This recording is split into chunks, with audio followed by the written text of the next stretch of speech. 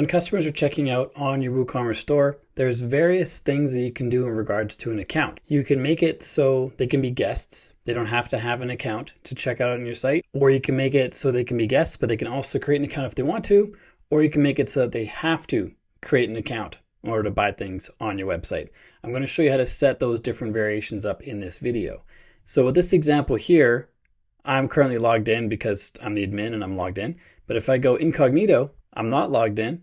I've got something in my basket here and I can fill out this form and place an order. And that's totally fine. And I won't have an account on this site.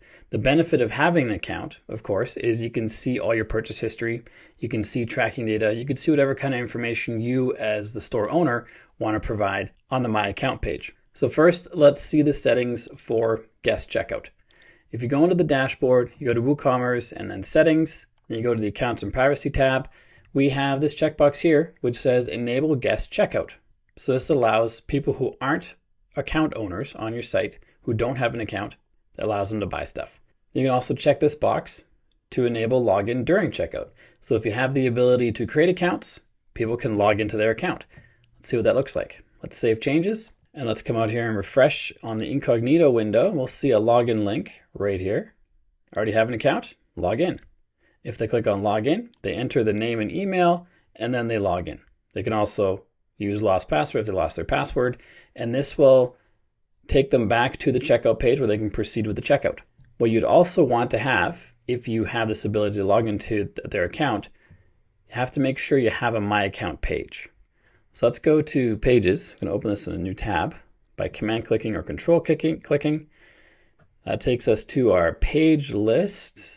I have a couple of My Account pages where I was just messing around.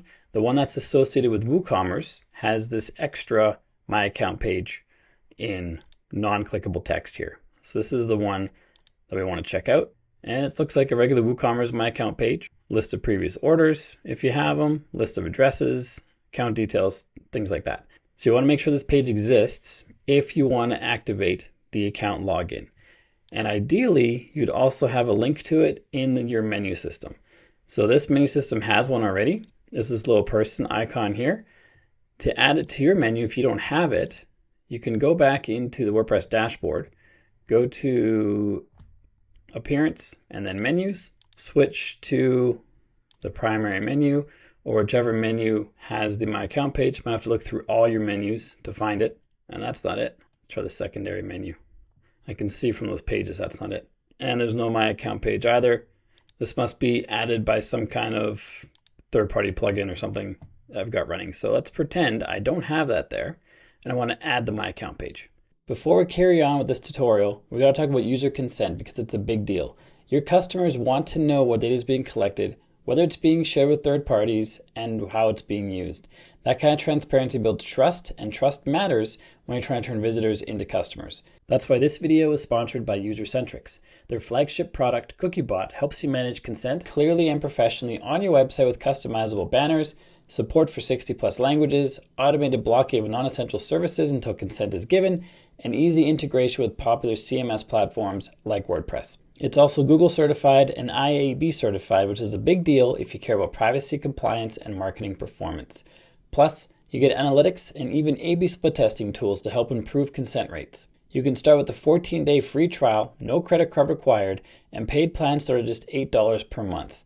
Check out the link in the description for more information about CookieBot. I also have a playlist with a handful of CookieBot videos that I've linked to in the description as well. And now let's get back to the tutorial. So we find it on this list here. This is the most recent list. You can also find it on View All or on Search. But just find the My Account page, click on Add to Menu. It'll be added right there. You can click this down arrow, change the text if you want. I'll just leave that as it is.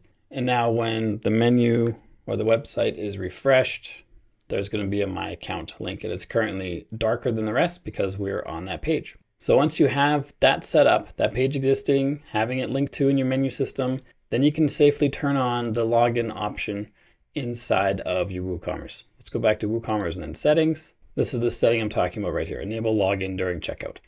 So you can safely turn that on if you have a My Account page and it's linked to from various places on your site. You can also allow your customers to create an account during checkout, or They can create an account on the My Account page, which seems weird because to get a My Account page, you have to have created an account. So I'm not quite sure how that works. Maybe you can manually create accounts for your customers and then email it to them if you want to have like a super private store, but that one's kind of weird. Let's save changes and let's see what it looks like when we can create an account. Let's refresh this incognito mode site. Let's go to our checkout again. And we see here I already have an account, log in. So now in addition to having the ability to log in, if I enter an email address here that doesn't exist on the site yet, we have the option to check this box, which is to create an account. You can give a username and a password here. That's going to create an account for you. That's not there when this option is unchecked. Just to confirm, let's save changes, uncheck that, refresh, and now we should not be prompted to create an account for any email addresses. As you can see, when we tab out, it just goes into the other fields, and there's no call to action, I guess, to create an account. So that's what this checkbox allows. And you can also turn off guest checkout completely. So if I uncheck this and we save changes and then we refresh the page, now there's no guest checkout. This WooCommerce theme clearly wasn't ready for me to turn off the checkout, because if it was, there'd be an option here to click to log in, a link or something, and a link to register an account if you don't have one yet. And the reason it doesn't have this is because it's not very common to completely block out your entire WooCommerce and require logging in to checkout, but it happens. So other themes will be more ready for this and have options like log in and register here, but this one doesn't. So what you have to do to make that a little easier is customize various things. The first thing you want to do, let's go back to here. Let's go to the home page and then click on My Account. We see that even the login screen for the My Account of this theme doesn't have the option to create an account.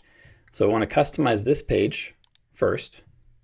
So let's go back to our list of pages and edit the My Account page. What's nice is the My Account page is just created with a short code, this one here. And so you can include that in any page builder and you can add more stuff to this page. And for this case, I'd actually replace this or create a new page. Let's just make a new page. That makes the most sense, I think. We're going to call this page Create Account. So let's add a page. This will be Create Account. And for the block, we're going to add the login logout form, which is a standard WordPress Gutenberg block. And we're going to have this checked on, display login as form. And I'm going to add a heading and I'm going to move it up. And we're going to say here, login or create your account. And maybe some subtext. Subtext will be, click register to create your account. And this is only going to be necessary if you have it set so that people have to create an account to buy anything on your store. And like I said, most stores have guest checkouts. So this won't be necessary for most people. I just want to be thorough and show you all the different things. So let's go to Appearance and Menus and create that new page or add that new page to the menu. Add Create Account. Let's create a custom link. Let's make it a hashtag and call it Accounts. Accounts up here. Create Accounts can be submenu. I'm going to rename my account to, that's fine. I'll keep it as my account. Okay, so now we have different menu system or adjusted menu system. Now it says accounts. And if we go to create account, it goes to a page where you can create an account. And it says here, click register to create your account. Currently, it's only a login screen. So to add the register button, we have to go to settings. These are the general WordPress settings, and then go to general. And then click anyone can register, and we're going to give them the role of customer because they're registering to be a customer on our store or for our store. Then once we save this, it's going to add a little link to that login page that we created to allow people to click to register. And then once they've created an account, they can then log in and use your store as was intended. So those are the various options we have for the WooCommerce store. To recap really quickly, If you enable guest checkout, that means that anybody can buy anything, no accounts required, not even the ability to create an account. And that's probably one of the most common stores. If we check this box, we enable login during checkout, so they can log in if they want to, but they don't have to. So they'll have guest checkout and they can log in if they want to. This option here allows people to create an account when they check out. And notice when this is selected, these two options activate. This is unchecked. You can't click these. Well, if you check one of these two or both, you have these two options for passwords. But this will allow people to make an account while they're checking out. So they can be a guest, and then by the end of the checkout process, they're going to be a customer and have an account. And all these options are for free and built right into WooCommerce. If you have value from this video, make sure you like and subscribe, and then check out this video on your screen right now, which shows you how to internationalize your store, meaning the currency changes dynamically based on where your visitors are visiting your store from. So if they're visiting from Europe, it's going to change all the prices into euros. They're visiting from the US, it's going to change all the prices into US. It's a super handy thing to have built into your site, and with what I show you in this video, it's totally free. So check that out and I'll see you there.